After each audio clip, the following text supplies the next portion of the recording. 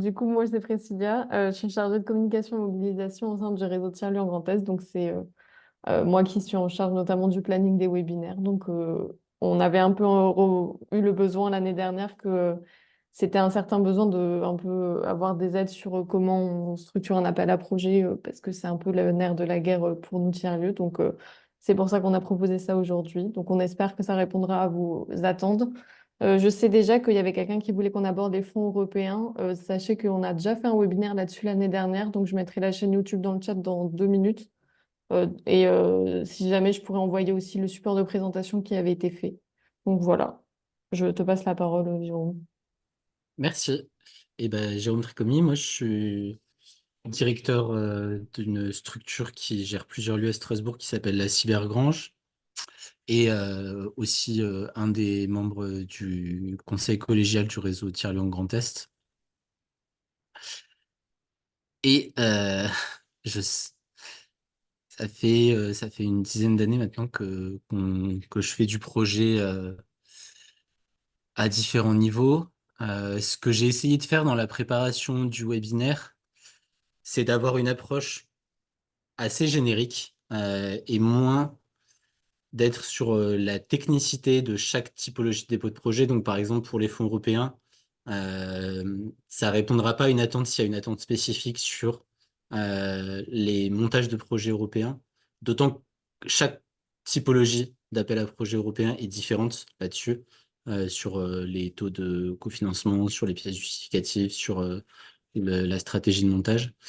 Donc, c'est plutôt d'avoir une approche générale et qui peut s'appliquer à toutes les situations. Pour certains et certaines d'entre vous, ce sera des rappels des fois. Des fois, j'appuie un peu sur des évidences. Mais n'empêche que dans l'ensemble, je pense que c'est pas toujours inutile.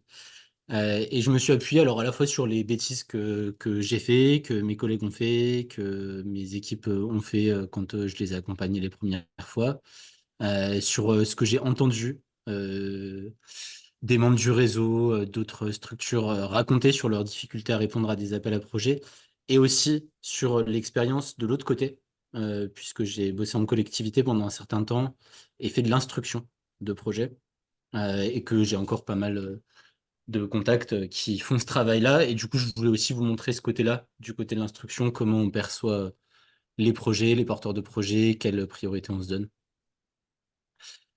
C'est assez dense, donc je vais y aller assez rapidement de façon un peu directive.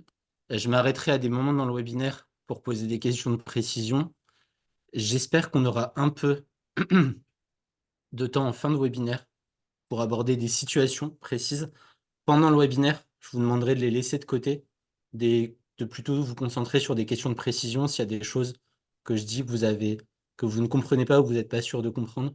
Parce que sinon, si on ouvre les situations de chaque lieu et de chaque porteur de projet, on aura du mal à arriver au bout. Voilà.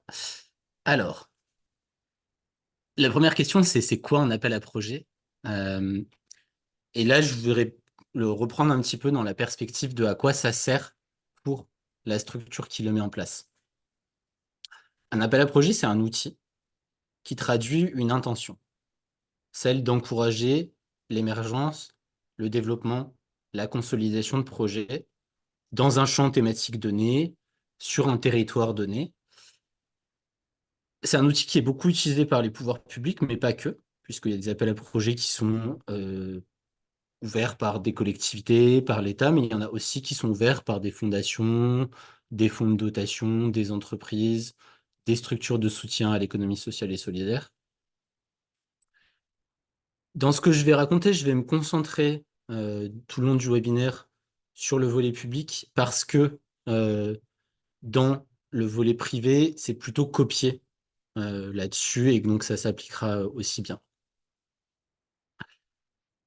L'appel à projet, c'est pas le seul moyen d'action d'une structure publique. C'est un des outils quand une structure publique ou une structure privée veut décliner une politique publique sur un territoire. Par exemple, si je suis une collectivité et que je me dis j'ai un problème de formation des personnes qui sont en recherche d'emploi sur mon territoire. Je peux répondre à ce problème avec plusieurs outils et souvent, je vais utiliser plusieurs outils en même temps. Je peux répondre à ce problème avec ce qu'on appelle de l'action en régie directe, c'est-à-dire j'embauche des agents, des agentes pour réaliser des missions d'accompagnement des personnes, de formation, etc. Donc ça, c'est encore une énorme partie de l'action publique, c'est de l'action en direct avec des fonctionnaires qui agissent dans l'objectif de répondre à une politique publique. Je peux acheter des services. L'achat de services, c'est un outil qu'on dit directif, c'est-à-dire qu'il ne laisse pas d'initiative aux prestataires qui le portent. C'est des cadres, donc c'est les cadres de marché public, c'est des cadres qui sont directifs, qui définissent l'objectif, les moyens, la temporalité, le cadre d'évaluation, où la puissance publique, elle est dans un rôle de, elle dit ce qu'il faut faire à un prestataire qui est payé à l'équivalent de ce qu'il fait. Vous avez un troisième outil qui est le conventionnement, le financement de gré à gré. Les appels à projets, c'est loin d'être la seule façon de distribuer des subventions publiques. Vous pouvez aussi avoir une collectivité qui rencontre une structure ou qui identifie une structure sur son territoire, qui conventionne avec elle sur un financement, sur un an, sur plusieurs années, pour une partie ou toutes ses missions. Et vous pouvez avoir, de la même façon que pour un conventionnement, vous pouvez aussi, il y a des subventions qui se font distribuer de gré à gré, c'est-à-dire pendant une année, une collectivité identifie un projet qu'elle trouve intéressant, elle vient le subventionner en direct sans passer par un appel à projet. Et enfin, vous avez l'appel à projet, appel à candidature, appel à manifestation d'intérêt. C'est un outil qui, à la différence des autres, est incitatif. C'est-à-dire qu'on ne peut pas la puissance publique, à ce moment-là, ne peut pas dire voilà ce que vous devez faire dans quel calendrier, avec quels moyens. Elle doit laisser un cadre avec une souplesse, au risque, si elle ne le faisait pas, de se voir requalifier en marché public. Donc, avec une souplesse qui définit des types d'actions qui vont être soutenues, qui vient poser des critères de sélection. Donc, les critères de sélection, ils sont de territoire. Alors, soit les actions doivent être sur un territoire, soit la structure doit être dans un territoire.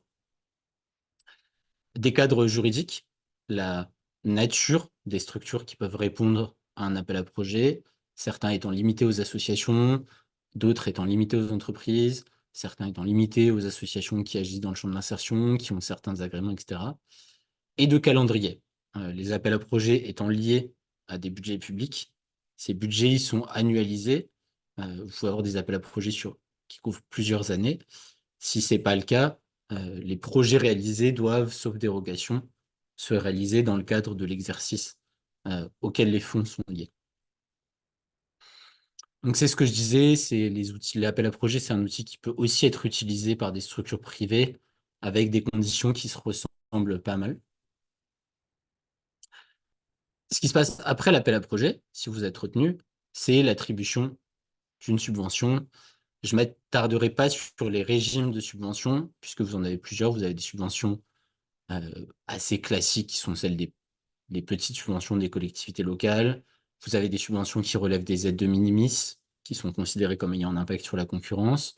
Vous avez des subventions qui relèvent des SIEG, les services d'intérêt économique général, qui sont en général utilisés pour des projets plus structurants sur le territoire. On a fait un webinaire aussi sur les aides d'État et les minimis, si jamais c'est une question qui vous intéresse, qui est aussi, pardon, qui n'est pas enregistrée. Non, mais on a un compte rendu si Mais jamais. on a un compte rendu de ce webinaire. Et je réinsiste sur un truc que je disais tout à l'heure. On entend des fois dire que le financement public ne passe plus que par de l'appel à projet. C'est pas du tout vrai en termes de volume.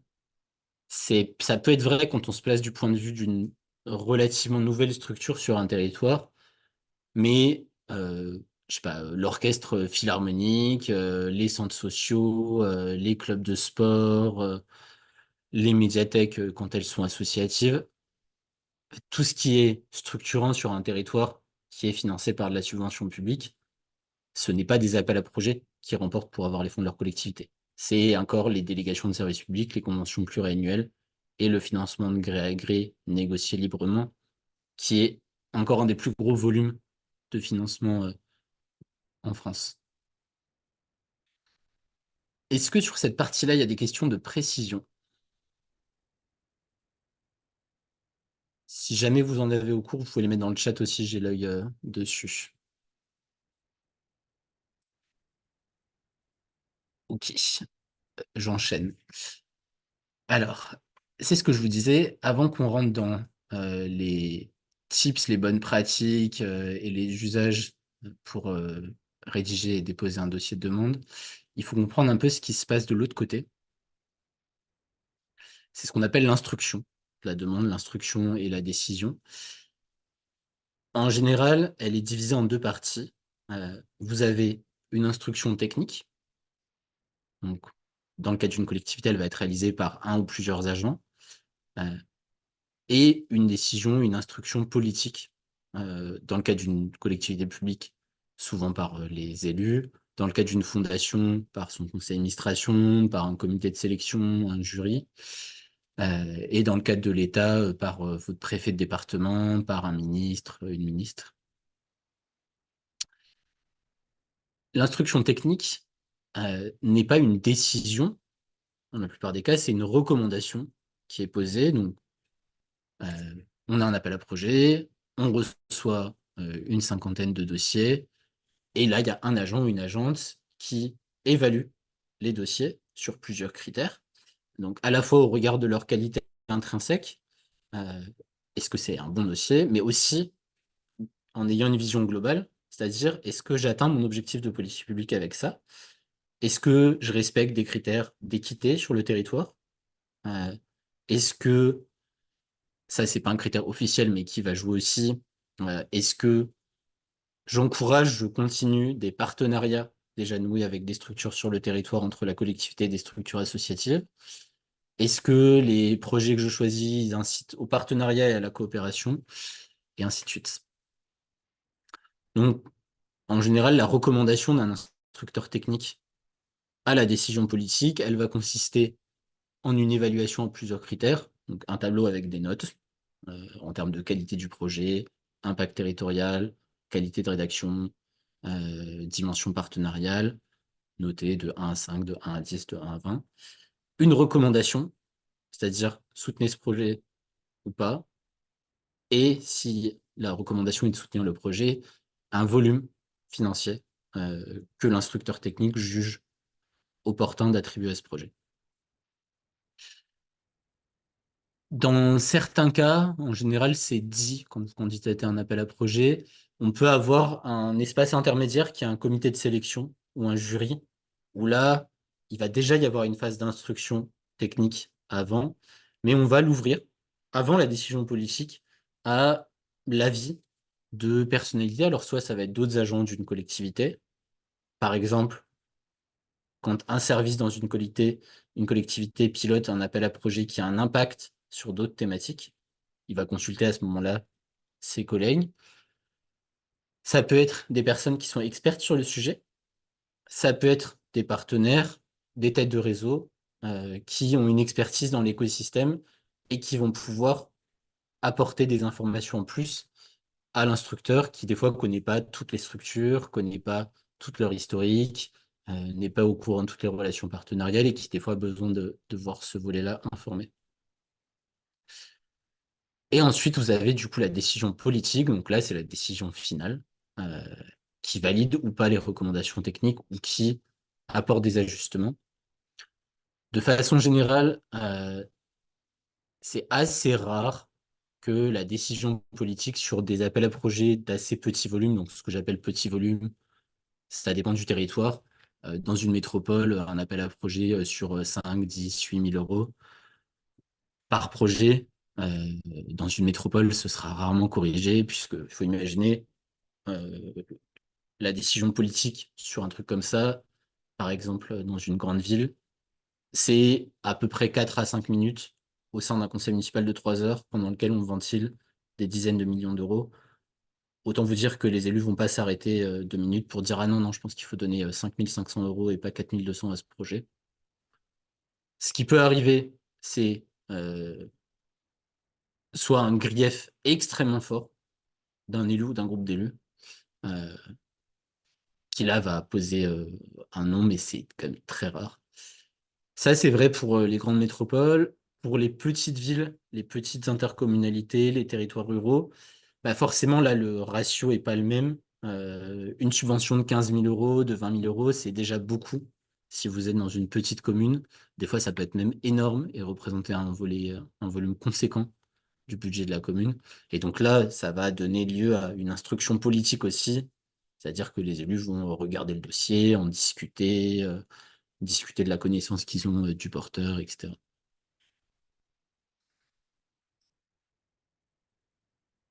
Ce que ça veut dire pour vous, ça veut dire que la personne qui est derrière l'instruction, donc on va se concentrer sur l'instruction technique, ce n'est pas, et c'est rarement, euh,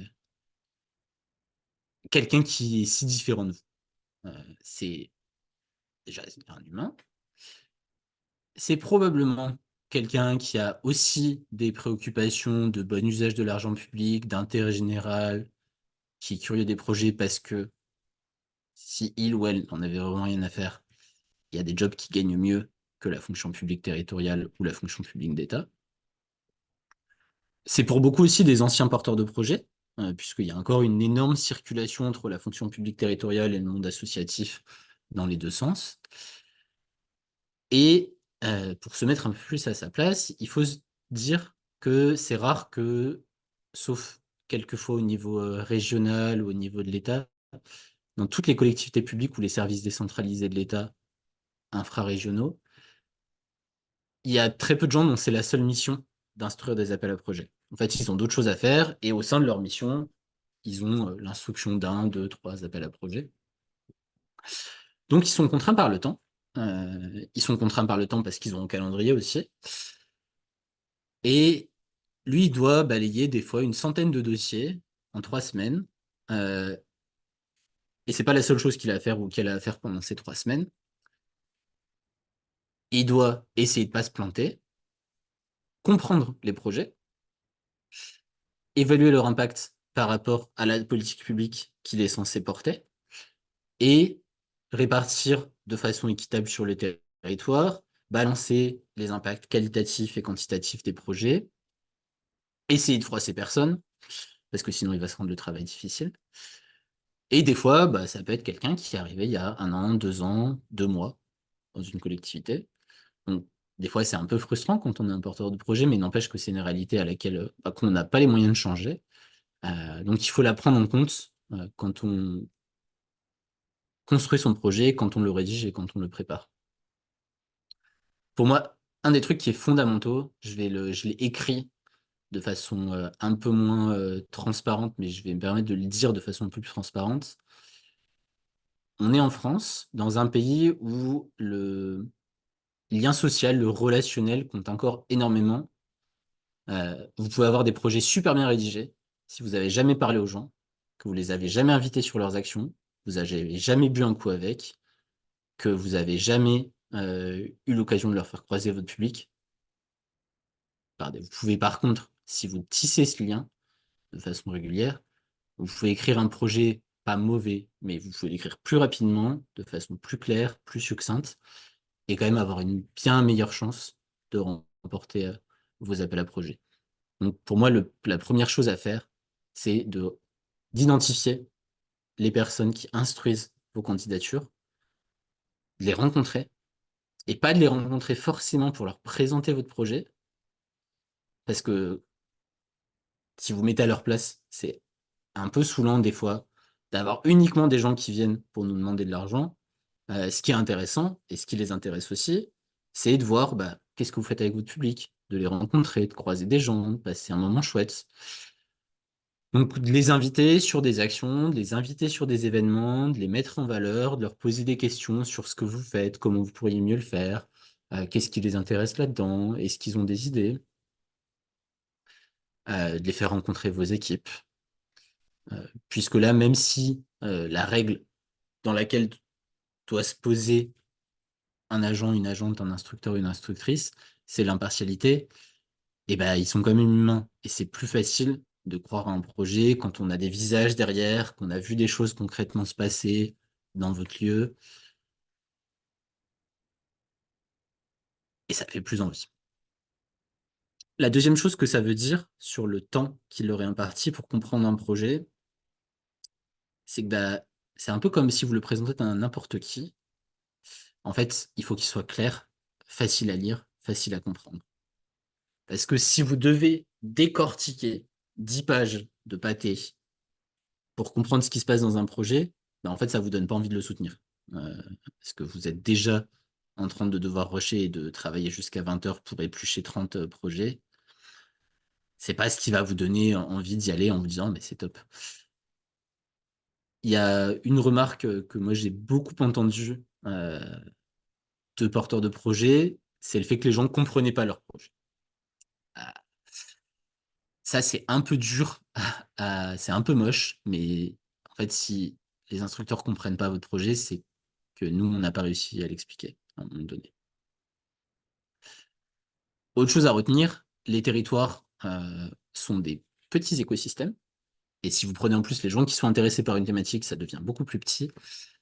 Donc, il est probable que la personne qui instruit votre dossier parle à vos partenaires, les connaisse, soit pote avec, et fait des études avec, et avec vos partenaires associatifs comme vos partenaires publics.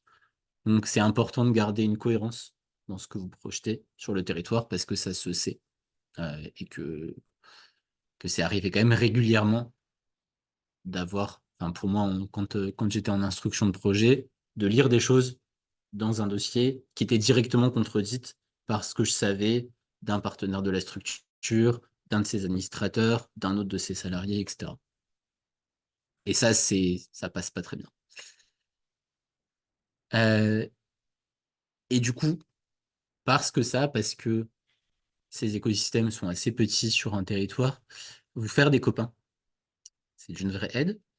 Ça peut être à la fois des élus, puisque même s'ils remettent pas souvent en cause les décisions techniques, ils y sont parfois associés et ils peuvent donner des préconisations en amont. Donc, moi, ce que je conseillerais sur une stratégie d'influence auprès des élus, des partenaires, c'est pas forcément de les voir et d'essayer de leur tirer du fric tout de suite. C'est de comprendre ce que eux ils veulent, ce qu'ils ont comme engagement, ce qui leur fait plaisir, ce qui les fait kiffer, et d'essayer de voir qu'est-ce que vous pouvez leur montrer de votre projet, à quel moment vous pouvez les inviter, où est-ce que vous pouvez discuter avec eux pour bâtisser un lien. Parce que ce que vous faites, c'est un exercice de communication, de séduction. Et ça, pour le faire, je vous conseillerais de faire ce qu'on appelle du repérage, du background check. C'est-à-dire que quand vous savez que vous allez croiser des élus sur un événement, que vous allez en inviter, et ben regardez ce qu'ils font. Regardez ce qu'ils racontent sur leurs réseaux sociaux. Regardez ce qu'ils disent dans la presse. Regardez c'est quoi leur tribune, leur programme, qui sont leurs potes, où est-ce qu'ils traînent. Enfin, pardon. C'est des fois un peu intrusif, mais c'est hyper important parce que ça vous permet de vous mettre à leur place et d'essayer de comprendre ce qui va les accrocher. Parce que là aussi, c'est des humains. Donc, en fait, on est accroché par les trucs qu'on aime bien, qui nous parlent, dans lesquels on se reconnaît, et on n'est pas toujours en capacité de tenir une posture parfaitement impartiale, où on serait une étude mathématique de l'impact des projets qu'on voit. Et de la même façon, du coup, au-delà des élus, des décideurs, euh, les agents, les agentes qui sont à l'instruction des dossiers, qui sont au pilotage de politiques publiques, vos partenaires, et ceux dont vous savez qu'ils sont bien implantés, qu'ils ont des réseaux, et ben, essayez de les connaître et essayez d'apprendre à les comprendre. Ça, c'était un peu le contexte. Est-ce que là-dessus, vous avez des questions, des besoins de précision?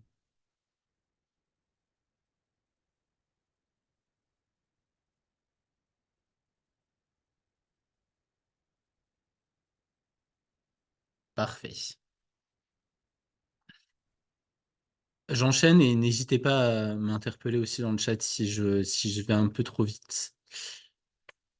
Donc, les cadres à avoir en tête, qui sont ceux qui encadrent l'appel à projet et ceux qui contient. Je vais le prendre un peu, je ne l'ai pas écrit forcément dans le bon ordre. Euh, je vous l'ai dit, un appel à projet, c'est une traduction d'une politique publique.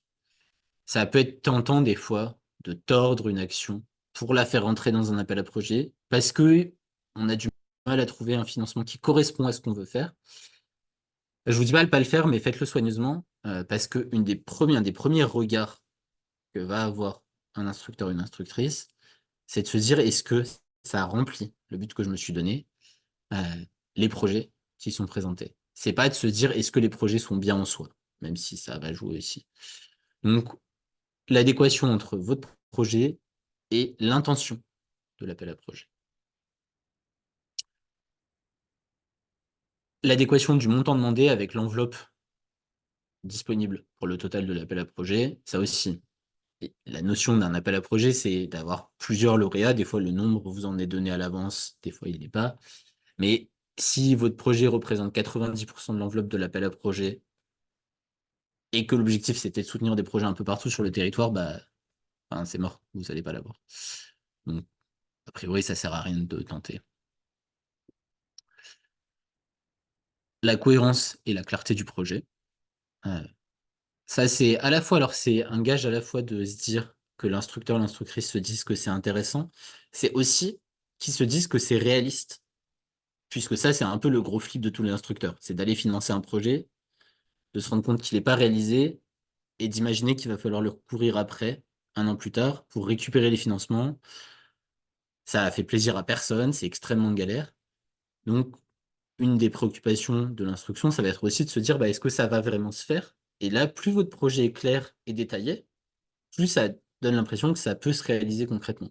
Si vous dites, je vais faire telle action avec telle personne qui est déjà dans mon équipe, avec tel bénéficiaire que je vais amener comme ça à tel moment, bah, je peux y croire. Si vous dites, je vais faire des trucs avec des gens qui peut-être un jour seront là, avec peut-être des gens parmi tous ces partenaires-là un peu au pif, ça donne moins de confiance et c'est plus difficile de se représenter concrètement ce à quoi va ressembler votre projet et de croire que vous allez réussir à le faire.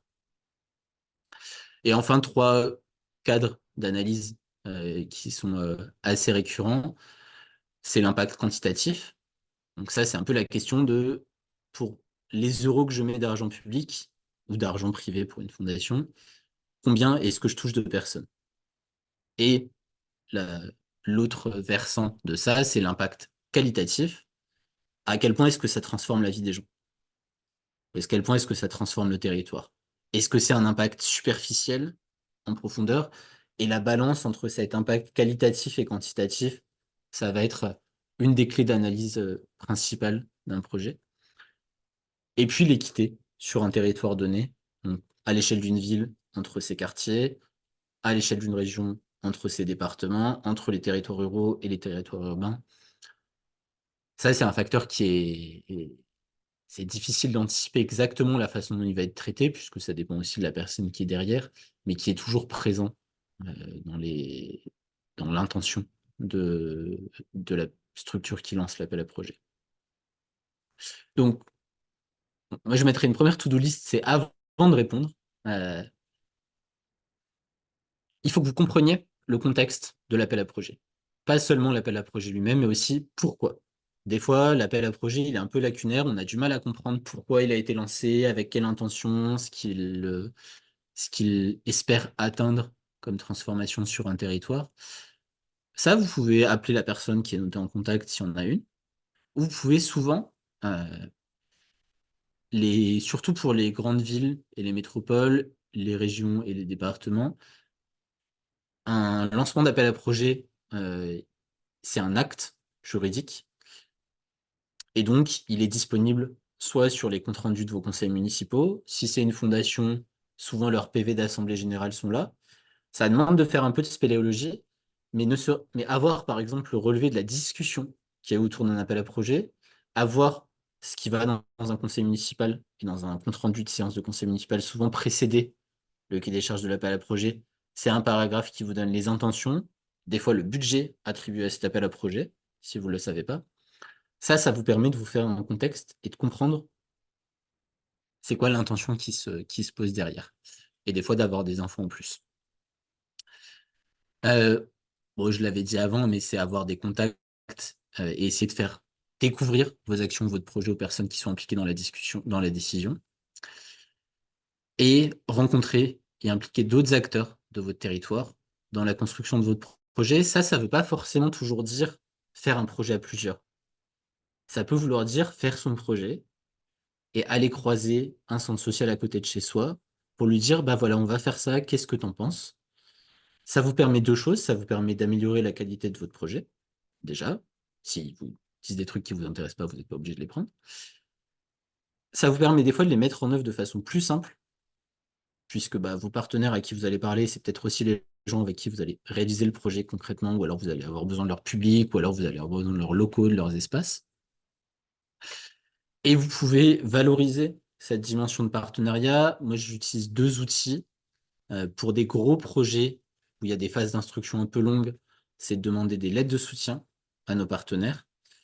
Euh, et de façon plus générale, alors ça, c'est en dehors euh, du dépôt d'un appel à projet, c'est d'établir assez rapidement des conventions de partenariat avec des partenaires sur un territoire, même s'il n'y a rien de particulier dedans, même si c'est une convention de partenariat qui dit juste, ouais, on s'aime bien, un jour on essaiera de faire des trucs ensemble, et ben ça, vous pouvez le valoriser. Dans n'importe quel dossier d'appel à projet, vous pouvez joindre, dire, voilà, on a conventionné avec 36 partenaires. Votre financeur n'est pas obligé de savoir ce qu'il y a dans la convention. Et puis en vrai, c'est un acte qui a une portée réelle, puisque ça va vous citer la discussion la fois d'après. Et je vais attaquer la rédaction du projet. Est-ce qu'avant, vous avez des besoins de précision, des questions que vous posiez sur le cadre général auquel j'ai pas du tout apporté de réponse?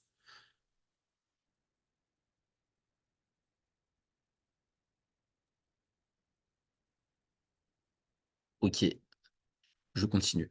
Je vous avoue, je commence à m'inquiéter un peu de pas avoir du tout de retour. Je me dis Non, que... mais tu dois être très clair. Ah, je crois qu'il y a Alors, Justine qui a un début de question, mais elle l'a pas. Voilà. d'un projet privé, tu veux dire d'une entreprise, d'une fondation, etc.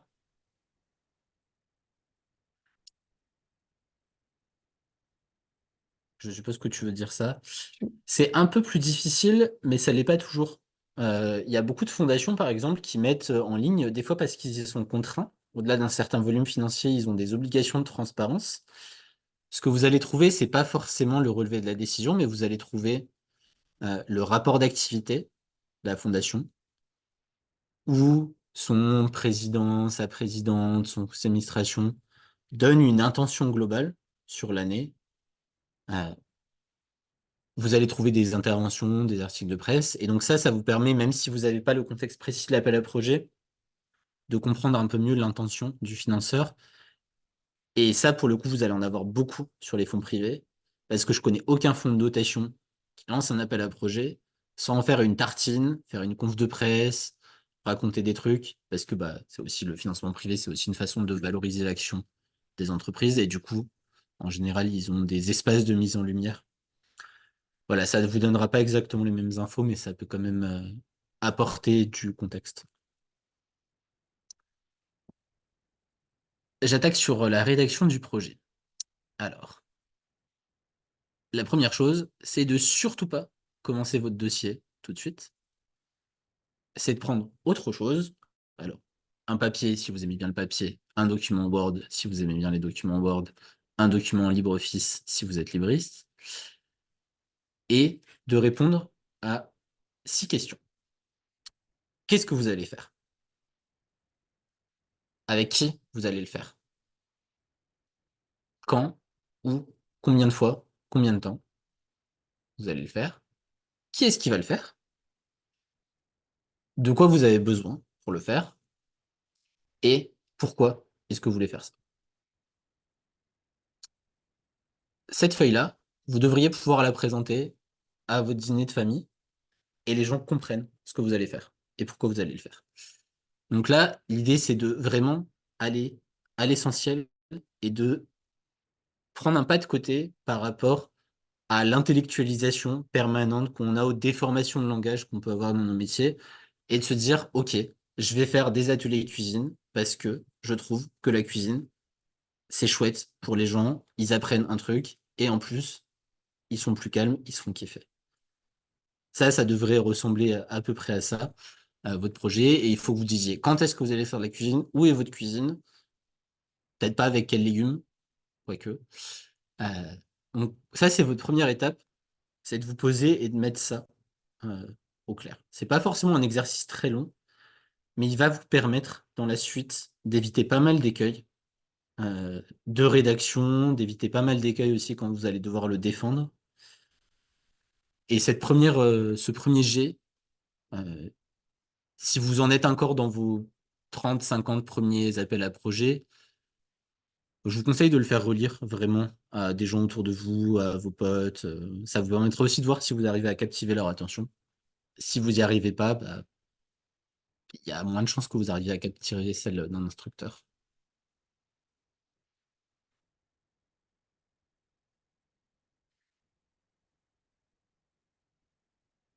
Donc maintenant que vous avez fait votre projet, votre premier brouillon, euh, je vous ai proposé une trame de rédaction de projet euh, qui correspond pas forcément à tous les formulaires de rédaction d'appel à projet. Des fois, il y a un format qui vous est fourni. Je vous conseille quand même de d'abord faire en dehors de ce format qui vous est demandé. Alors, s'il y a des questions précises que là, je n'ai pas inclus, qui sont dans ce formulaire, évidemment, vous pourrez les inclure. Mais je vous conseille de rédiger d'abord en dehors d'un document, d'un formulaire en ligne, etc. Donc, d'abord, il faut vous présenter parce que bah, les gens ne savent pas forcément qui vous êtes. Donc là, vous présentez de façon courte. Je sais que pour nos tiers-lieux, des fois, c'est un peu difficile parce qu'on a envie de raconter tout ce qu'on fait. Dites-vous que les gens s'en fichent et que ce qui les intéresse, c'est ce que vous faites qui est en lien avec l'appel à projet. Et c'est pas très sain de toute façon de donner l'impression, même si des fois c'est vrai objectivement, mais si vous donnez l'impression que vous faites de tout, ça va inquiéter un instructeur parce qu'ils se disent, bah, s'ils font de tout, comment ils arrivent à faire de tout bien, ça paraît quand même un peu difficile à croire. Euh, et pas forcément faire des tartines. Donc une description synthétique, assez courte, factuelle, et qui est si possible orientée par rapport à la thématique de l'appel à projet auquel vous répondez. Un, deux paragraphes. Un diagnostic. Alors, ça, c'est un élément qu'on entend beaucoup. Là, je vais le reposer plutôt comme pas ce que c'est qu'une démarche de diagnostic, etc., mais plutôt à quoi ça ressemble en termes de forme dans le contexte d'un appel à projet. C'est deux choses, c'est des éléments qui vous appartiennent, c'est-à-dire vous avez croisé des gens, ils vous ont dit qu'il devait avoir ça, qu'il fallait ça, vous avez croisé des partenaires, vous êtes sorti dans la rue, vous avez vu un truc qui manquait. Ça, c'est votre diagnostic. Et il faut le mettre en rapport avec des données plus objectives, euh, qui sont des données statistiques, des extraits d'études scientifiques. Ça vient étayer votre contexte, votre constat, pardon, et le poser dans un contexte plus général. Vous avez vu qu'il y avait des gens à la rue, certes, mais en plus de ça, si l'INSEE vous dit que le taux de précarité sur votre territoire est énorme et en augmentation, ça vient se coller ensemble assez bien et ça vous permet d'argumenter pourquoi vous proposez un projet qui essaye de répondre à ça. Si en plus de ça, vous arrivez à associer des données issues de la recherche, ça aussi, ça vous permet d'étayer encore plus votre constat. Ça peut être soit lié à votre diagnostic que vous posez, soit lié au projet que vous allez proposer et aux méthodologies, à la pédagogie que vous allez mettre en place. Le fait d'étayer sur de la recherche, ça permet aussi, des fois, quand on veut poser un projet un tant soit peu innovant, ça permet des fois de dire, bah, en fait, ce que j'imagine de mettre en place, là, c'est prouvé, ou du moins ça a été testé, et ça a marché dans d'autres contextes. Les deux sur les données statistiques, gros fournisseurs de diagnostic d'appel à projet, c'est l'INSEE, avec ses dossiers complets par commune, par quartier, et une cartographie statistique. Si vous aimez bien les cartes, c'est génial.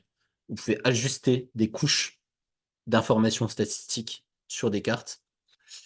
Et là, vous pouvez vous amuser à faire des croisements en disant, ah ben en fait, le taux de précarité d'un territoire, il est lié notamment à un départ de personnes de ce territoire qui est fort et qui est récurrent. Et du coup, on va faire un truc pour garder les habitants dans le quartier. Et sur les articles de recherche, de gros autres fournisseurs, c'est HAL, donc Archives ouvertes, Open Science. Donc, je vous ai mis le lien là.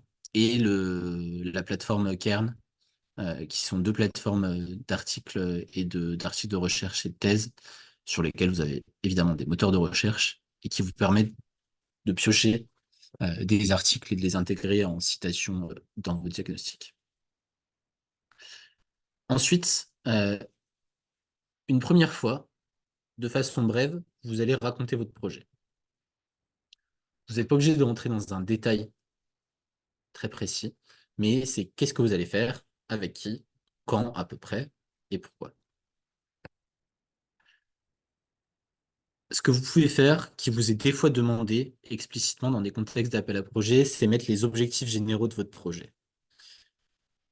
Les objectifs généraux, c'est ce que votre projet cherche à atteindre. C'est pas forcément tout ce que votre projet va faire à côté. Si vous mettez 12 objectifs généraux, bah, même remarque que tout à l'heure, déjà votre financeur, il va avoir du mal à y croire, et puis il va se dire, bah, en fait, ils savent pas ce qu'ils font. Euh, donc, moi, je dirais sur les objectifs généraux, c'est pas plus de 4, c'est qu'est-ce que vous allez faire, c'est quoi l'objectif que cherche à atteindre votre projet. Et vous pouvez déjà préciser vos partenaires principaux, pas tous les partenaires à qui vous parlez dans la vie, mais ceux qui ont un rôle clé dans votre projet et votre territoire. Ensuite, vous pouvez mettre vos actions. Et là, vous pouvez être hyper factuel. Là, c'est pas une histoire de convaincre, de dire pourquoi c'est bien ou quoi, c'est qu'est-ce que vous faites. Quels ateliers, quels événements, à quel moment vous sortez dehors, à quel moment vous êtes où et avec qui, et qu'est-ce que vous y faites. De façon à ce que, finalement, là, c'est un exercice de presque de communication, à ce que la personne puisse se projeter, se dire, OK, ça va ressembler à ça, ce projet. Vos indicateurs quantitatifs et qualitatifs et votre démarche d'évaluation. Alors là, on peut s'arrêter un tout petit peu. Dans la plupart des appels à projets de petite, moyenne taille, euh, les démarches sont celles d'une auto-évaluation, c'est-à-dire que c'est vous qui définissez les modalités d'évaluation, qui mettez en place une démarche d'évaluation avec des indicateurs, des fois quelques-uns qui sont contraints, genre le nombre de publics, ça revient quand même souvent. Ça, là, moi, j'ai eu tendance à faire une bêtise assez récurrente au départ, c'est en vendre des tartines là-dedans et à dire que j'allais faire des questionnaires qualitatifs et faire un échantillonnage pour un projet à 2 000 euros. Donc déjà, si j'avais été à la place de l'instructeur, j'aurais pas cru une seule seconde et en plus, je l'ai pas fait à la fin. Donc c'est un peu plus compliqué pour aller rechercher un financement l'année d'après. Donc ça, il faut le penser de façon réaliste par rapport à votre projet, à votre public, à vos actions et à cette question-là qui est bah, comment est-ce que je vais pouvoir prouver et jusqu'à quel point je vais avoir besoin de prouver que j'ai réalisé mon projet et qu'il a atteint ses impacts.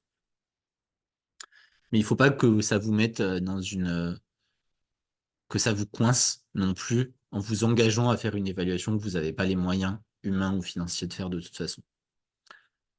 Ce que je vous conseille aussi donc là, c'est vous poser des indicateurs. Combien de publics? Qu'est-ce qui se passe avec mes publics? Comment je prouve qu'il s'est passé ça avec mes publics? Quelle répartition des publics? Est-ce que ça, c'est une question intéressante en fonction de l'objectif de l'appel à projet, de l'objectif de votre projet? Ça va être intéressant d'avoir certains indicateurs de répartition des publics, de dire leur genre, de dire leur âge, de dire leur situation sociale, de dire d'où ils viennent, où ils habitent, ou alors ça va pas l'être. Et si ça l'est pas, bah, ça sert à rien de le mettre. Ce que vous pouvez préciser et qui a tendance à donner beaucoup de confiance à un instructeur, c'est comment est-ce que cette démarche d'évaluation, elle va s'intégrer dans vos actions. Si vous dites, je vais faire des questionnaires, c'est pas la même chose que si vous dites, au début de chaque atelier, il y aura un questionnaire court de 4 à 5 questions qui sera distribué à chaque participant et on les compile à la fin. Là, ça permet de se dire, OK, je vois où il le fait, quand il le fait, il va la mettre en place sérieusement. Et vous pouvez aussi, alors là, ça dépend de la taille du projet, de la nature des projets. Vous pouvez préciser la façon dont le projet va être piloté. Vous pouvez détailler qui va le faire. Ça, mettre une équipe projet avec des photos des têtes des gens qui vont bosser dessus, bah, ça aussi, c'est un gage de crédibilité. Et vous pouvez préciser la façon dont vous allez impliquer votre financeur dans le suivi. Ça, on pourra y revenir, mais c'est assez important parce que c'est aussi chiant d'être instructeur. Parce qu'on voit des dossiers, mais on voit jamais de projet. Et on les vit pas. Et donc, bah, c'est un peu frustrant parce qu'on a tous envie de faire des trucs et de vivre des trucs un peu cool. Donc, si vous dites, bah, en fait, voilà, on va vous inviter à des événements, on va vous inviter à un comité de suivi du projet, vous allez pouvoir croiser les gens qui y participent, qui le font. Bah, déjà, ça rassure le financeur qui se dit, OK, a priori, ils ont l'intention de faire les trucs sérieusement puisqu'ils vont me les montrer en train de se faire. Et en plus, bah, c'est un peu chouette. C'est plus chouette de faire une réunion pour discuter d'un projet en vrai dans un tiers-lieu que de d'éplucher des dossiers derrière un bureau au fond d'une administration avec ses lumières un peu sombres.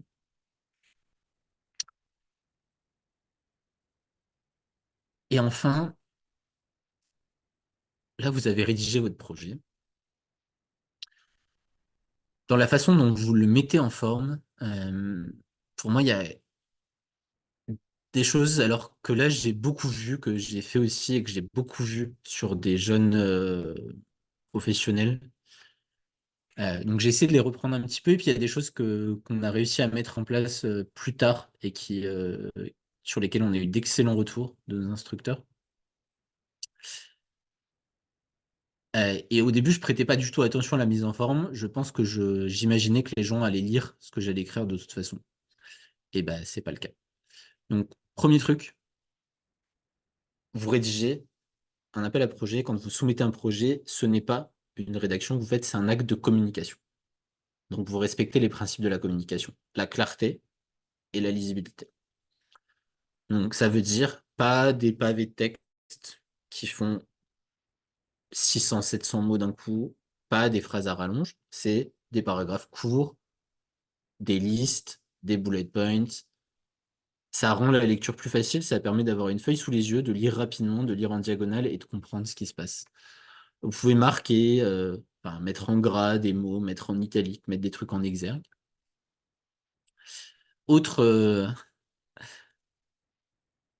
autre écueil qu'on est beaucoup à avoir eu au départ, c'est d'imaginer que l'appel à projet, c'est un cadre où il y a un espèce de langage hyper formel qui est attendu.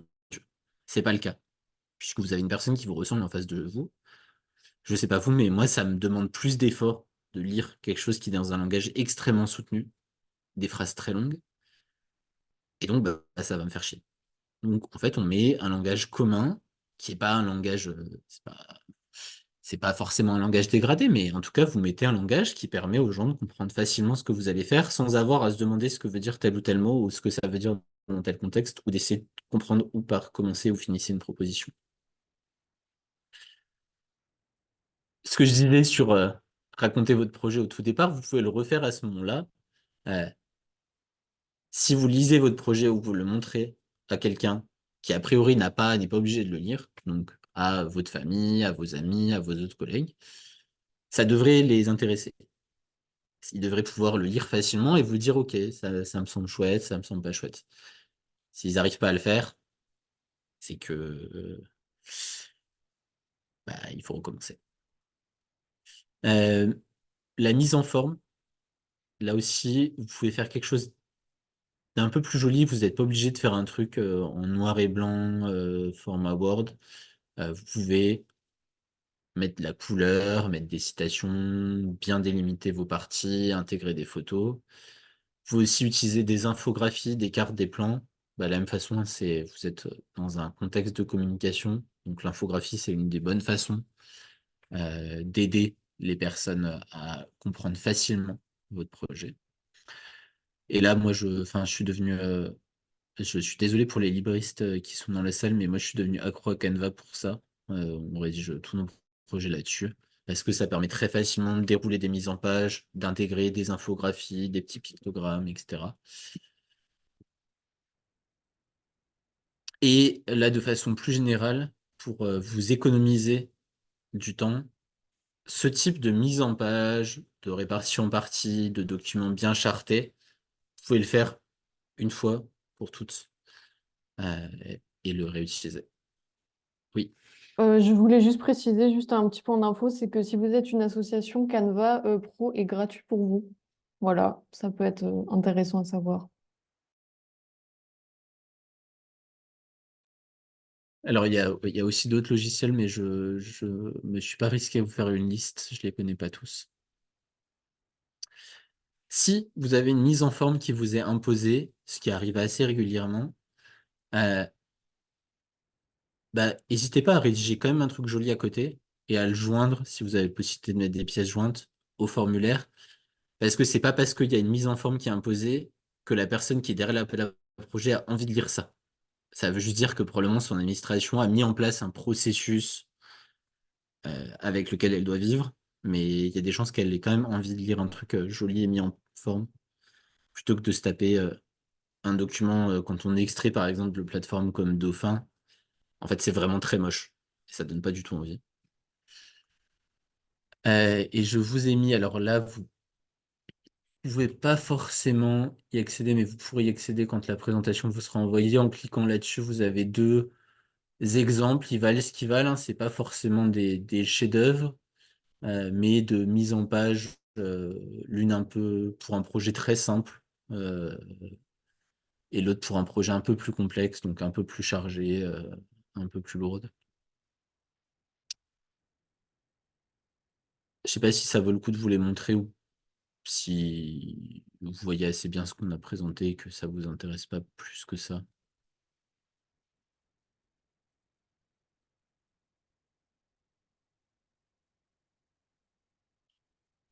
Si, si, Alors, ce serait intéressant de voir les différentes possibilités. de quoi on se parle? Ok. Ouais, Hop, alors, parce que c'est tac, vrai tac, qu'on a tac. toujours tendance à vouloir s'étaler sur ce qu'on fait dans notre asso pour dire qu'elle est super, mais effectivement, s'il y a peut-être trop de texte, on sait bien que les gens ils lisent des pages en 20 secondes dans le diagonale et pas plus, quoi. Ok. Tac, tac, tac, tac, tac.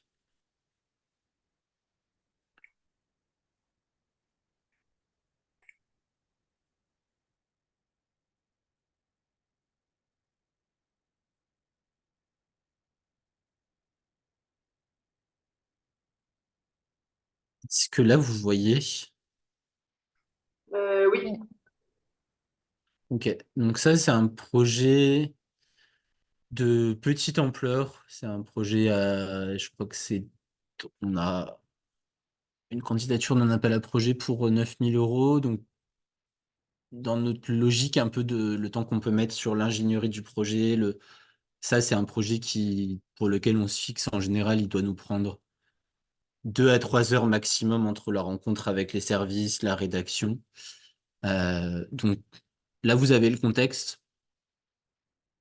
Pour le coup, on parle à un service qu'on connaît, qui comprend bien le contexte. On propose des cours de français et langue étrangère avec la formation des apprenants à une plateforme de formation en ligne en plus. Donc, ils ont des vrais cours avec un formateur et ils ont accès à une plateforme quand ils rentrent chez eux. Donc là, vous avez le contexte, le projet et les actions à chaque fois. Là, j'ai mis les objectifs en dessous, les bénéficiaires. En général, je m'avance de façon assez précise parce que bah, c'est ce que je disais, c'est plus facile de dire on va avoir 32 personnes qui vont venir. Bon, là, c'est des cours avec un volume de personnes précis, donc c'est assez facile que de dire on va en avoir à peu près, machin. L'instructeur est pas bête, il comprend que ça peut bouger au cours du projet, mais bah, déjà, c'est plus court et en plus, ça donne un côté un peu plus affirmatif. Donc, l'évaluation et le suivi, et puis la partie communication, partenariat. Donc là, voilà, l'idée, c'est que ça prenne pas plus de 5 6 minutes à mon instructeur de lire ce projet-là et qu'il arrive à comprendre à peu près ce qu'on fait. Et je vous montre un deuxième qui est un truc un peu plus costaud. Alors, tac, tac, tac.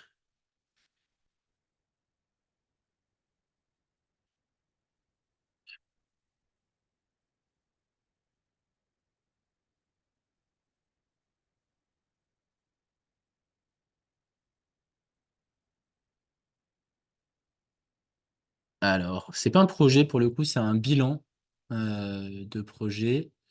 Donc là, c'est nos premières maquettes sur Canva. C'est pas idéal, mais justement, c'est peut-être. Enfin là, c'était sans graphiste et sans gros travail de prépa. Et le projet qu'on avait déposé était construit à peu près de la même façon. Donc là, vous avez le détail du projet, les apprenants, ce qu'on fait de plus par rapport là, c'est une action de formation à destination de personnes qui parlent pas la langue française. Donc là, c'est un peu ce qu'on fait de plus par rapport à des actions de formation similaires. La maquette des cours, les projets autour de la maquette de cours, les partenaires. Et là, bah, comme c'est un bilan, c'est les 2 leçons qu'on a tirées du bilan et qu'on a appliqué la fois d'après. Donc là, ça, c'est un projet autour de 36 000 euros. Euh,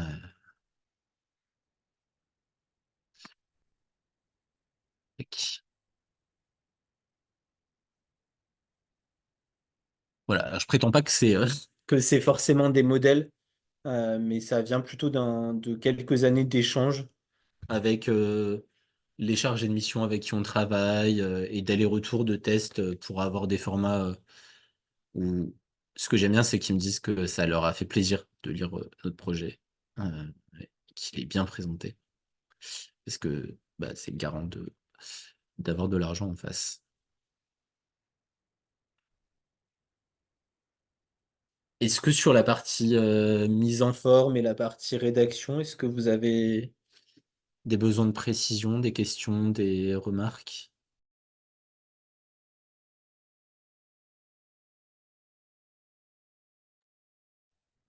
Ok. Alors, ça, alors pour beaucoup d'entre vous, ça va être un rappel parce que vous commencez soit vous commencez à avoir l'habitude, soit vous avez déjà bien l'habitude. Il y a des trucs qui sont régulièrement obligatoires à joindre à votre projet. Les statuts de votre structure, la liste de vos administrateurs ou de vos dirigeants, le procès-verbal de votre dernier AG, votre dernier rapport d'activité, votre dernier rapport financier, le rapport de votre commissaire aux comptes, votre extrait de création au JO et le budget de votre projet. Alors, on arrive sur la partie budget. Je vais devoir aller assez vite. Ça, vous ne devriez pas avoir à les chercher au moment où vous posez un projet. En général, c'est des documents qui ont une validité d'1 an. Faites-vous un dossier où vous avez tout ça dès le début de l'année. Et comme ça, au moment où vous avez un appel à projet à répondre, vous avez un projet à déposer, vous avez juste à tout récupérer euh, et à le joindre. Vous avez souvent la possibilité d'ajouter des annexes à un projet qui sont optionnels.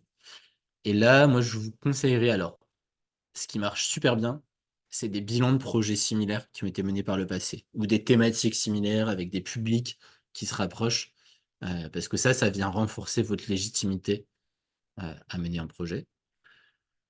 Je l'avais dit avant, des courriers de soutien, des conventions de partenariat qui sont pertinentes par rapport à la thématique de l'appel à projet. Hein, vous n'avez pas besoin d'en mettre 50 non plus. Euh, un des trucs qu'on m'a demandé de plus en plus souvent à partir du moment, c'est des organigrammes de la structure et des organigrammes avec des photos, parce que ça permet à un instructeur où des fois vous êtes la seule personne qui voit, bah, de comprendre qui travaille avec vous. Une présentation de votre feuille de route, quand vous en avez une, c'est utile, ça permet aussi à une personne qui lit votre dossier, si elle est curieuse d'en connaître un peu plus, de comprendre c'est quoi votre stratégie et comment est-ce que le projet que vous proposez il s'inscrit dans une action dans la durée. Et si vous voulez une présentation plus détaillée de votre structure, Pareil, plutôt un format de dossier de presse, dossier de communication qu'un format hyper institutionnel. Alors, pour répondre à la remarque qu'il y a, dans ce cas, il faut le dire. En fait, vous pouvez joindre, si c'est une plateforme où vous pouvez rien rajouter et c'est bloqué si vous ne le déposez pas, vous mettez un PDF en écrivant dessus l'association a moins d'un an d'existence, 6 juin, l'acte de création au journal officiel. Idem pour le compte de résultat. Si ça n'est pas explicitement précisé dans l'appel à projet que l'association doit avoir plus d'un an d'existence, euh, l'instruction ne peut pas vous refuser votre candidature. Ils vont avoir des fois un peu de mal à comprendre, surtout s'ils ont l'habitude d'avoir que des assos d'un certain âge. Mais vous leur refaites un mail en leur disant, en fait, on a été créé l'année dernière, nous n'avons pas de compte de résultat, nous n'avons pas de rapport d'activité. Et vous pouvez leur dire, dès qu'on en a un, au bout d'un an, bah, on vous l'envoie.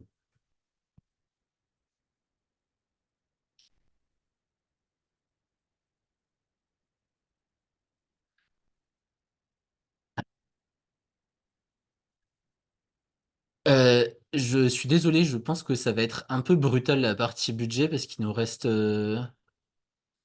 15 minutes si on veut se laisser un tout petit peu de temps d'échange à la fin et c'est une grosse partie donc je vous laisserai relire un peu.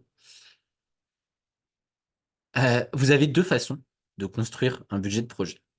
Soit vous le construisez à chaque fois pour chaque projet en vous disant je j'essaye de compter précisément quels achats, quelles charges j'aurai pour tel projet. Soit vous travaillez sur une matrice de projet. Alors, je ne sais pas s'il y en a autour de la table qui le font déjà, mais c'est le bonheur après. Ça prend un peu de temps à faire, mais ensuite ça vous permet de bombarder vos budgets de projet et de les faire en quelques minutes. Donc, si vous n'avez pas envie de faire du matrice de projet ou que vous n'en avez pas encore, que vous n'avez pas de comptable, de trésorier, de trésorière sous la main, vous pouvez d'abord vous poser des questions. Donc, et ça, vous pouvez le préparer avant, bah, pareil, à l'écrit. Combien de temps de travail vous avez besoin et de qui? Et là, attention, il faut intégrer tout. C'est pas seulement un animateur qui fait 2 heures d'animation. Il fait 2 heures d'animation, il fait une demi-heure de trajet, il fait 1 heure de préparation avant, et il vous parle pendant 15 minutes pour vous dire ce qu'il va faire. Donc, aux 2 heures d'atelier, c'est X heures en plus. Donc, combien de temps de travail? De qui? Euh, j'ai mis des précisions qui sont un peu classiques, mais ça se compte en brut chargé, évidemment. C'est pas le salaire net que la personne à la fin du mois, c'est ce que le lieu paye au total. Quels intervenants vous allez faire venir si vous en avez des payants, quels déplacements, quels achats de matériel, de communication, quelles impressions, etc. Quels locaux, euh, donc quelle surface des locaux, combien de temps, les frais postaux, bancaires, de télécommunication, d'assurance, de maintenance, des bénévoles, puisque ça compte dans vos charges comme dans vos produits. Donc, combien de temps et sur quel type de compétences? J'ai fait une toute petite incise sur la valorisation du bénévolat un peu plus tard. Et la mise à disposition ou des dons de locaux et de matériel, là aussi estimé, même si c'est à la louche, même si c'est un peu au bon sens, pour quelle valeur ça va s'ajouter à votre projet. Dans vos produits, vous avez du coup les produits en 70, donc les produits issus de la vente de prestations ou de services, vos financeurs publics, vos financeurs privés, qu'ils soient déjà acquis ou sollicités. Des fois, on vous demanderait de le préciser, l'état d'avancement avec vos financeurs.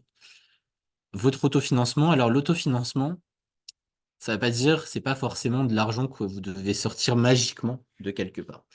Vous avez plusieurs façons de le faire. Euh, Il y a une contrainte légale que toutes les collectivités ne respectent pas toujours. Le bénévolat et la valorisation de dons en nature, normalement, doivent rentrer dans la part d'autofinancement qui vous est régulièrement demandée. Vous pouvez aussi flécher des subventions de fonctionnement. Euh, donc si vous avez une subvention de fonctionnement, même de 5 000 euros, vous pouvez la valoriser comme permettant de contribuer à hauteur de X% à un projet. Des dons en argent, un prix libre, une participation du public, etc.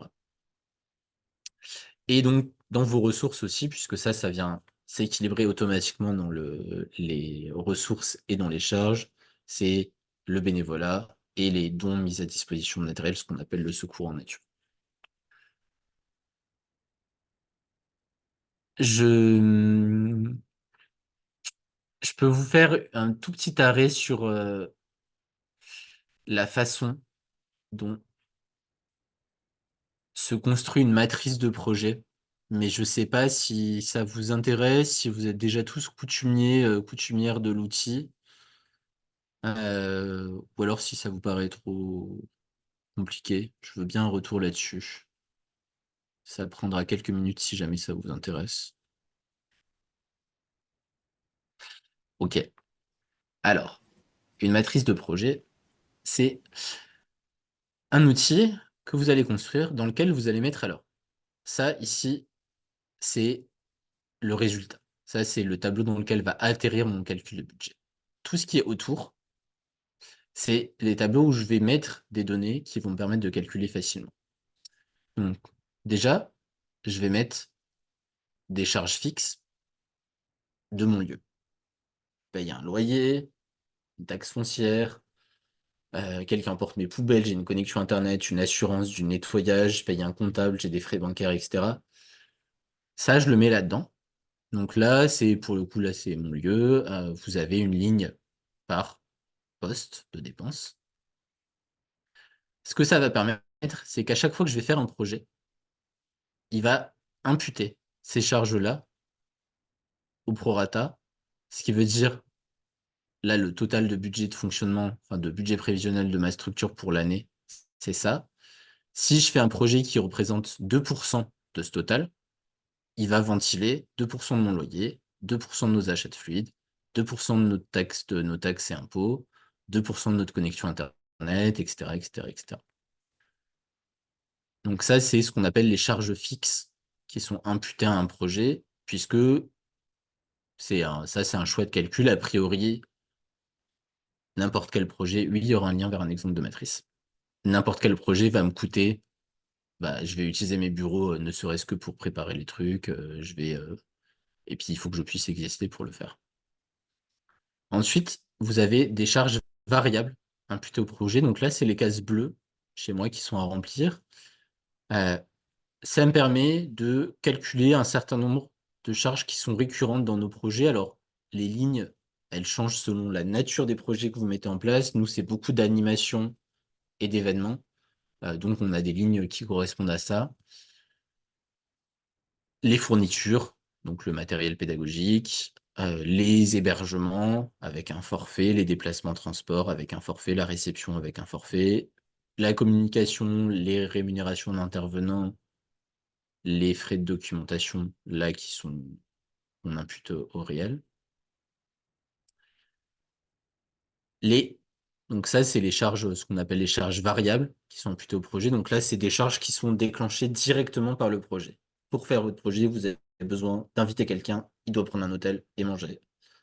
Et il lui faut un crayon pour faire son atelier. Donc là, on va l'impacter comme ça. Les charges de personnel, donc là, ce qu'on fait, c'est qu'on rentre dans un tableau derrière euh, les frais liés à chacun de nos postes et on calcule combien d'heures chaque personne va devoir travailler sur un projet. Donc si c'est 100 heures, je le rentre ici.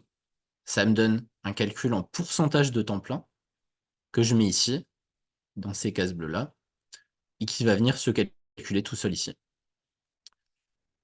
Et de la même façon, pour l'évaluation du bénévolat et l'évaluation de la valorisation des mises à disposition en nature, je vais les rentrer dans les cases bleues tout en bas, et ça va venir se calculer tout seul ici et là. Donc là, ça va me permettre de remplir ce budget de projet-là qui est construit sur un modèle assez classique que vous allez retrouver assez régulièrement. Je vous enverrai un modèle de matrice. Je pense que c'est un peu court pour en parler en détail. Vous avez aussi des modèles qui existent en ligne qui sont plus ou moins bien fichus. J'espère que c'était pas complètement cryptique, parce que il nous en reste un tout petit peu à faire.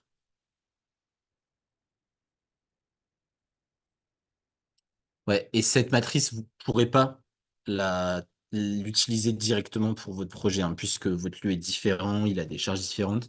Il faut la reconstruire pour votre lieu. Donc, je reviens sur le budget de projet. Donc là, que vous fassiez le choix d'utiliser une matrice ou de construire votre budget de projet un peu à la main, vous allez vous retrouver dans la plupart des projets face à un tableau qui est construit un peu de cette façon-là. C'est un plan comptable extrêmement simplifié. Euh, donc qui va diviser des types de dépenses. Donc là, vous avez des achats,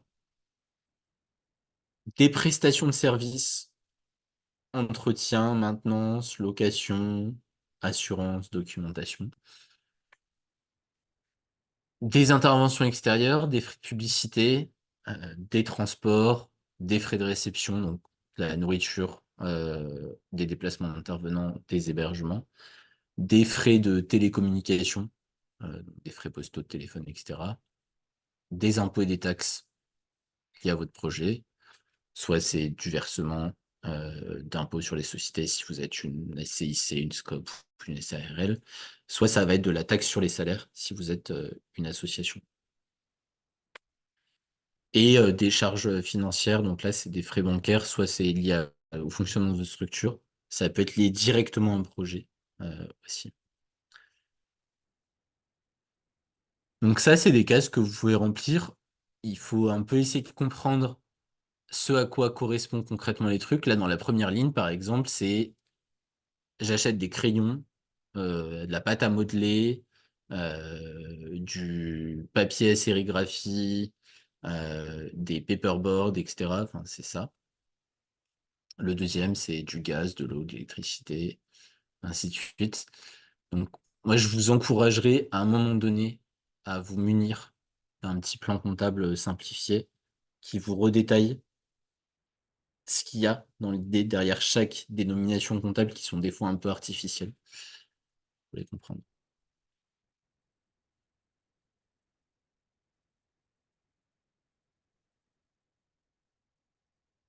Je m'arrête hyper rapidement sur une notion. N'hésitez pas à me dire si jamais vous voulez que je prenne un tout petit peu plus de temps. Quand vous faites un projet, donc mettons que notre projet, c'est euh, je vais faire 5 ateliers avec 10 personnes. Donc j'ai un animateur qui va faire 5 ateliers avec 10 personnes dans une salle chaque jeudi pendant 10 semaines. Vous avez les frais directs liés au projet.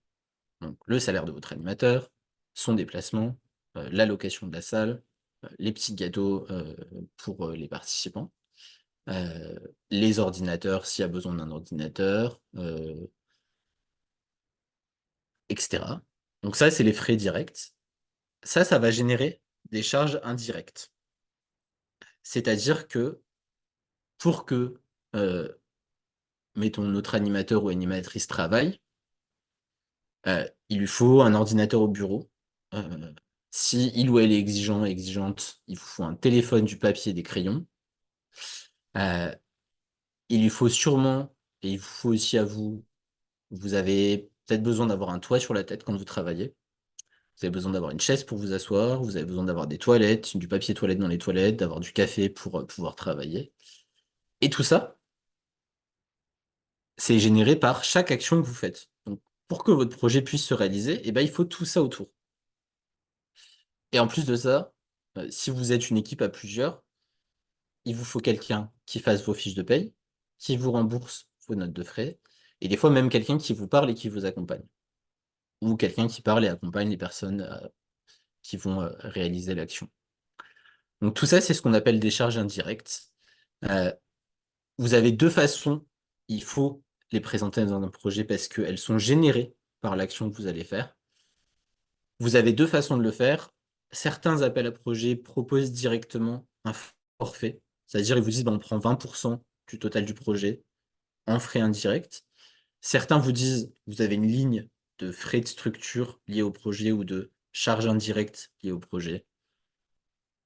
Et ils vous disent de proposer un prorata. Donc en général, on est entre 15 et 30% avec certains financements européens qui sont plus généreux, qui les poussent à 40%. Et l'autre chose que vous pouvez faire, si vous utilisez une matrice de projet, ça vient s'affecter au prorata, donc c'est-à-dire par rapport au volume de votre projet sur le total de votre structure.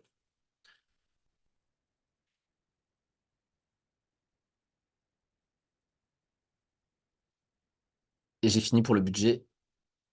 Et il ne nous restera pas très longtemps, mais moi je peux prendre quelques minutes de plus si jamais il y a des questions après 15h30. Je fais un arrêt sur la valorisation du bénévolat. Je vous ai mis un lien qui vous permet de découvrir ça plus en détail. Moi, j'ai fait un choix. Enfin, là, chaque structure fait son choix de valorisation du bénévolat. Le nôtre on a pris un choix assez simple. On a qualifié tous nos types de bénévolat en 3 niveaux de compétences. Un niveau qui est bah, quelqu'un qui sert un verre, nous aide à installer pendant un événement, aide à faire de l'accueil. On considère que ça nécessite pas de qualification particulière. Ça veut pas dire que les gens n'en ont pas pareil. Ça veut dire que la mission ne les nécessite pas. Et donc là, on prend la base d'ASMIC chargé. Donc, on valorise à hauteur de 13 euros par heure. Un bénévolat technique, où il y a des compétences, mais qui sont pas des besoins d'expertise extrêmement forts. Donc là, on le valorise à 1 SMIC et demi par heure, donc à peu près 20 euros. Et un bénévolat expert, donc ça va être, pour nous, c'est beaucoup les interventions de recherche et du mécénat de compétences de conseil. Là, on le valorise à hauteur de 2 SMIC, enfin du double du SMIC à l'heure, à peu près 25 euros.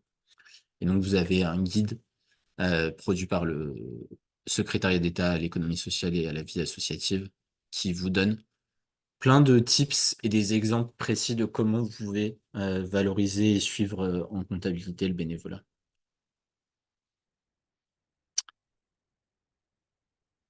Je vous ai mis des petits tips de fin un peu en bazar auxquels j'ai pensé après avoir écrit tout le reste. Donc, c'est pas forcément toujours opportun de candidater un appel à projet. Il vaut mieux candidater à peu d'appels à projets euh, et le faire bien et être sûr de les avoir, que vous jetez là dans tous les sens, parce que vous allez dépenser énormément d'énergie pour un résultat qui est pas du tout certain. Et en plus, vous allez avoir du mal à garantir la qualité de vos actions et le suivi de vos financeurs si vous avez plein de tout petits financements, parce que vous y êtes allé un peu au culot sur des appels à projets et que vous avez été retenu.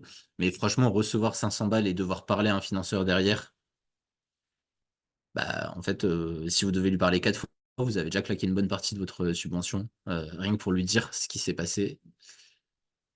Donc voilà, après, ça dépend de la complexité de l'appel à projet, etc. Euh, D'assurer un service après-vente. Et parce qu'une fois que vous avez remporté votre appel à projet, un jour, le financeur qui l'a sorti en ressortira un. Et il sera très content de vous revoir si vous a revu entre-temps, pas s'il a plus jamais entendu parler de vous. Donc, vous pouvez les inviter pendant le projet, les inviter pendant des temps de valorisation, pendant les actions. Si vous avez des problématiques de mise en œuvre, alors là, après, vous voyez la confiance que vous avez avec vos partenaires financiers. Mais en général, c'est quand même bien de les prévenir. Parce qu'ils peuvent comprendre. Vous avez, je sais pas, un départ, un truc qui se passe pas bien, etc. Par contre, s'ils l'apprennent sans que vous leur en ayez parlé, ils vont pas très bien le prendre. Vous pouvez partager vos projets. Euh, c'est pas, enfin, imaginer un projet, c'est pas forcément technique. Euh, et bah, c'est bien d'avoir plusieurs regards. Donc là, c'est dans nos écosystèmes, en tout cas, je pense que c'est un peu un conseil inutile. Vous pouvez former vos collègues et vos équipes. Ça, je le dis dans deux sens. soit vous allez attendre deux si vous êtes plusieurs qui déposent aussi à un moment donné, soit ce qui peut vous aider, c'est par exemple si c'est vous qui continuez à déposer des candidatures à des appels à projets, c'est bien quand même qu'ils aient une idée de la logique parce que ça va les aider à comprendre pourquoi vous pouvez leur demander certaines choses des fois. Euh, d'avoir, euh, chez nous par exemple, nos médiateurs déposent pas forcément d'appel à projet. Par contre, comme ils savent ce que c'est le contexte et qu'ils comprennent et qu'on leur a déjà montré, quand ils nous font des fiches actions, qui nous disent voilà, j'aimerais faire ça avec les gamins l'année prochaine, et ben ça leur permet déjà de savoir pourquoi est-ce que c'est important pour eux de bien l'écrire. Parce que moi, j'ai juste à coller ça à l'intérieur dans les actions de ma candidature d'appel à projet. Et puis, bah, un jour, ils le feront aussi et ça nous fera gagner plein de temps. Et bah, automatiser un peu si les appels à projet, c'est un truc récurrent dans votre structure, prenez-vous du temps chaque année pour tout préparer et que quand vous êtes en dépôt, vous ayez juste à bombarder et pas à rechercher vos pièces, machin, etc. Et un truc, alors c'est un peu le pire conseil du monde, mais c'est vraiment, vraiment, vraiment pas une bonne idée de s'y prendre à la dernière heure pour déposer un projet. Euh, parce que déjà, vous risquez de le louper, vous risquez de manquer des pièces, de devoir les rattraper après, et en plus, c'est le meilleur moyen de pas bien penser votre projet. Donc, quand vous avez connaissance d'un appel à projet, alors je sais que des fois, c'est pas possible, hein, et je suis pas le dernier à le faire. Mais si vous avez connaissance d'un appel à projet, vous pouvez planifier les étapes et essayer de vous y tenir autant que possible. Déjà, ça permet de mieux dormir la nuit, euh, et ça permet d'avoir un projet de meilleure qualité qui sort à la fin. Et une autre chose que je vous encourage à faire, alors on est pas mal parmi les lieux du réseau à le faire déjà, c'est à partager vos projets quand vous en êtes content que vous l'avez bien fait. On n'est pas dans un écosystème concurrentiel. Moi, je serais très content de vous partager, je vous enverrai ceux que j'ai mis en lien là, des projets qu'on a fait, pour lesquels on a été retenu, pour lesquels on trouve qu'on a fait un bon travail. Vous avez le droit de le faire aussi quand ça marche. Voilà, je vous avais prévenu, c'était un peu dense, mais j'ai fini.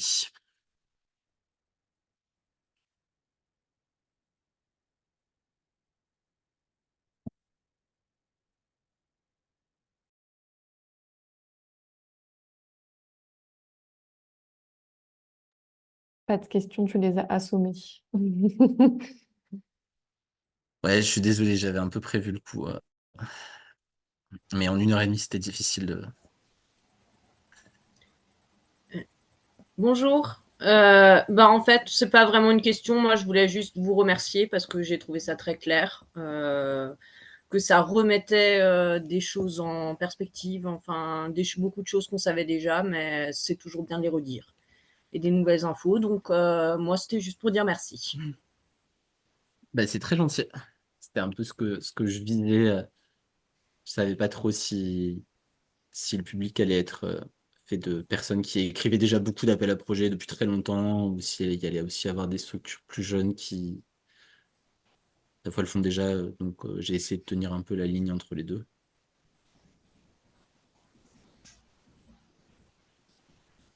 Il y a Justine qui a levé la main et Ouais. je crois. Ouais, vas-y, Justine. Oui, merci aussi, c'était vraiment très clair. On se rend compte qu'il y a quand même un gros travail de fond à faire, pour les appels à projets. Est-ce que tu aurais des conseils de de sites qui recensent, en fait, les appels à projets, parce que je galère un peu à trouver, l'information, moi. Ouais, je sais Merci. pas si Priscilla, est-ce que tu pourrais le mettre? C'est aide. Je crois qu'il est plus en bêta maintenant. C'est aide.territoire.gouv.fr, Aide.territoire.gouv.fr. ouais. Je suis sur le coup. C'est un moteur de recherche assez puissant. Il est de mieux en mieux alimenté. La... L'équipe qui est derrière à la DIMAP enfin, a mis en plus des outils d'intelligence artificielle dedans, donc il commence à chercher tout seul. C'est pas encore parfait, mais ça fournit beaucoup de choses. Il faut fouiller un petit peu par contre, et essayer avec plusieurs termes les recherches. Et pour les privés, parce que ça, c'est pour la partie publique, et pour tout ce qui est privé, je sais pas si tu as des choses aussi. Privé, en France, il y a quand même un énorme volume qui passe par la Fondation de France et toutes ces fondations abritées. C'est quand même très conséquent dans le volume total des appels à projets de fondation et fonds de dotation. Donc ça, c'est mon premier conseil. Il y a des contacts régionaux à la Fondation de France et même plus locaux en Grand Est. Il y en a à Strasbourg, à Nancy, à Metz. Vous pouvez les solliciter directement et vous pouvez aller sur le site de la Fondation de France qui présente les appels à projets de la Fondation et de ses fondations abritées. Pour le reste, j'ai pas trop de solutions miracles, puisqu'il y a des fonds de dotation, des mécènes. Déjà, ils publient pas toujours des appels à projets. Ça, c'est aussi dans l'autre sens, hein. C'est que c'est pas parce qu'il n'y a pas d'appel à projet qu'il n'y a pas de fric. C'est juste que c'est pas le choix qu'ils ont pris de mode de contractualisation. Mais ouais, sur les autres, c'est un peu galère des fois. Enfin, il faut y aller au réseau.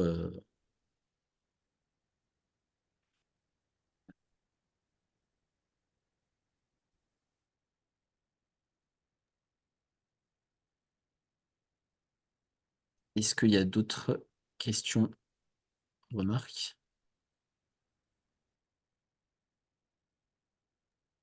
En sachant que nous aussi, des fois, dans notre newsletter, on les relie, les appels à projets qu'on nous envoie.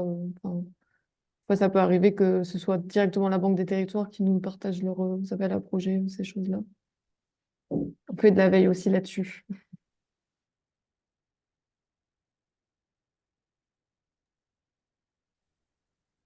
Bah, s'il n'y a pas de questions en plus, on peut s'arrêter là.